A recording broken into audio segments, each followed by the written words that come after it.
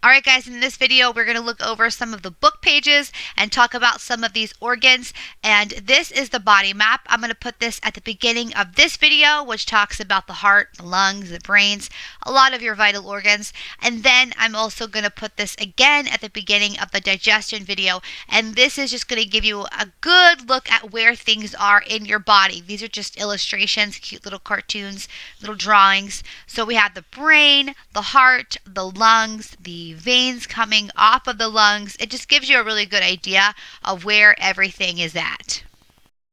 All right, moving forward to the next page is the brain. We're going to start with the brain. This is actually my favorite page. The next page will give you a more realistic look at the brain and talk about the nervous system. I like this page so much because it maps out how different parts of the brain control different things. I love this. It is so cool. And a reminder that all of these pages are scanned into the classroom. So if you take a peek here, you might see the cerebellum at the bottom back of your brain, which talks about how it controls your balance. So if you have a balancing issue, they may want to check that. There's different parts that control different things, like seeing, like speaking. So say someone has a stroke and they have problems speaking, it may have affected that part of their brain. They also might have issues hearing, which may just be an issue in the ear, or it may be an issue with how it is your ear is connected to your brain. It all depends. But I think this is so cool how different parts of your brain control different things in your body, and it all works together, and your nervous system along with your brain control your whole entire body. I think that is so cool. Let's take a look at the next book page. All right, guys, this is a great look at your nerve cells. How cool is this? There's a little brain up there. Oh, not a little brain. It's an average sized brain at the top right hand corner. Now, obviously, this is not a look at just a picture of a brain. This is actually a look of what your blood vessels look like going through your brain, because a lot of the weight of your brain is actually blood. It needs a lot of blood supply in order to work. I think that is so cool how they're able to get this image. So let's take a look right here in the middle. That is a nerve cell.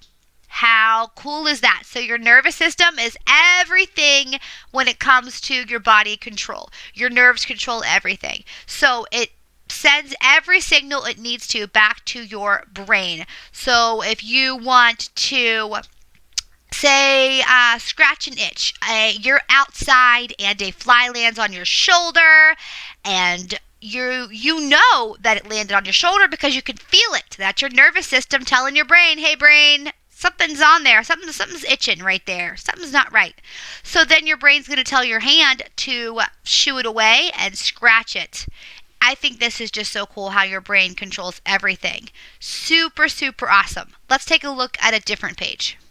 All right, guys, we are moving on to the heart. I love the heart. Okay, guys, there are pages scanned in that really do this justice. This some of the worksheets. So if you want to work on some of the worksheets, they really do a good job of explaining how the heart works. But we're going to look at this page to talk about how the heart works. So the heart, its main job is to pump blood through your body. Once your heart stops, you're dead. This is what keeps you alive. So you want to treat your heart with respect, and you want to eat healthy, you want to drink lots of water, and you want to make sure that it's easy for your heart to do its job because it has to pump the blood through your body. So your heart is actually made of 4 chambers, which are demonstrated in this picture. This is scanned in to the classroom, and then there's a worksheet in there that really demonstrates this beautifully. But the top right hand side is the picture of the heart, a realistic look at the human heart, and then in the middle is the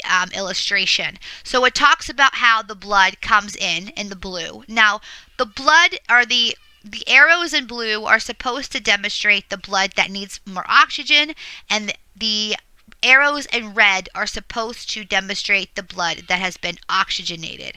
So let's break that down for a minute. You have 4 chambers of your heart.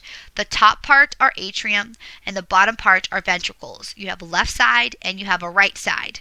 So each side needs to be separated. There's actually a wall in between that keeps them separated so the blood doesn't mix. There actually is a medical condition where that part is not it's not there. There's a little hole in there, and they may have to go in and fix it just to make sure that the blood stays where it's supposed to stay. It's not extremely common, but it can happen, and they can fix it with the miracle of modern medicine. So anyway, you guys, the blood comes in one side, and then it comes back out, and it goes to the lungs because the lungs are oxygenated, and then it comes back in, and then it goes back out your aorta, which is the big vein in the top, or artery, and the top of your heart that disperses the blood to the rest of your body, and where the blood or the veins come out. So the whole point is for your pumping heart is what circulates all of that blood through your body, and it makes sure that your blood gets oxygen. How cool is that? This thing pumps from the when you're still actually not even born yet until you till the day you die. You always have a pumping heart. I don't know how this thing does it. It amazes me. The heart is actually also a muscle. So if you make muscles and you show off your muscles with your strong arms, and then you let go, so whenever you're making a muscle, oh, show me your muscles, that's contracting. And then whenever you let go, that's just relaxing. And that's exactly what your heart does when it pumps. Pump, pump, pump, pump, pump, pump, pump, pump. Contract, relax, contract, relax. So cool. That thing works so long. It is just mesmerizing. This page shows every vein in your body. Isn't that so cool? So your heart is pumping blood to your brain, to your fingertips, to your toes, everywhere in between. It's working hard the whole entire time you're alive. I think this is so cool.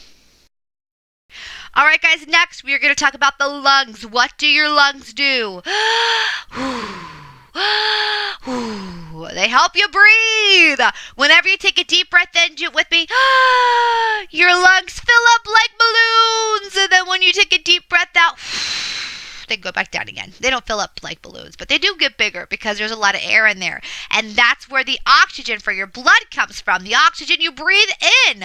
So let's talk about your lungs. The next page will have a more realistic look, and this is a picture, a diagram. I really like the way this is drawn out, and we're also going to talk about that diaphragm down there at the bottom. So your lungs are how you breathe in air. So this gives an example of how it actually works. So you breathe in air through your nose or your mouth. So a fun fact is the back of your throat connects your nose and your mouth. So take a deep breath through your mouth. Take a deep breath through your nose. And both of those went to your lungs. They connected the back of your throat, which is pretty interesting, I think. So then they go down your windpipe, or another word for that would be trachea. And then they fill your lungs. So if you take a really close look, these things kind of look like broccoli or trees, right? They totally do. So these are actually called bronchi. And what they are is that's exactly where your air goes. It branches out, and that's how it fills your lungs. Isn't that so cool? I think that is just so cool. Let's take a look at the other page. All right, guys, next page. And if you're wondering, yes, we're going to go back and talk about that diaphragm in a minute. So here's a more realistic look. You can see where the heart is, you can see where the trachea is, and you can see the lungs. That little black and white picture off to the right, that is a picture of your lungs in an x-ray. And they may take an x-ray to see if you maybe have pneumonia or something like that. So there's another look at the little air sacs. There's a look at how the blood goes through your lungs. I think this is just such a cool look at your lungs, and you can kind of see the diaphragm on the bottom there. So let's go back to the previous picture. I really like that drawn out picture of the diaphragm, and we'll talk about that guy. All right, guys, so the diaphragm, that little red thing right underneath the lungs. What is a diaphragm? I'm telling you, if you know what a diaphragm is, people will just think you were the most educated. A diaphragm helps your lungs. So basically, whenever you take a deep breath in, your diaphragm flattens and expands, and it just gives a little bit more room in your rib cage, so that way your lungs have room to take a deep breath. And that's it. It's a small job, but it is such a huge job because you need to be able to take a deep breath. Pretty cool, right? Definitely remember the diaphragm. People love when you know that stuff. Alrighty, that concludes this video. There will be a separate link for all of the other organs, digestion organs, etc. If you have any questions about this, please let me know. I would love to answer them for you. There are more links to more videos in the classroom and practice, and there are also worksheets available if you guys want to do worksheets. All right, thank you guys. I hope that I did this some justice. If you have any questions, please let me know. I'd love to answer them.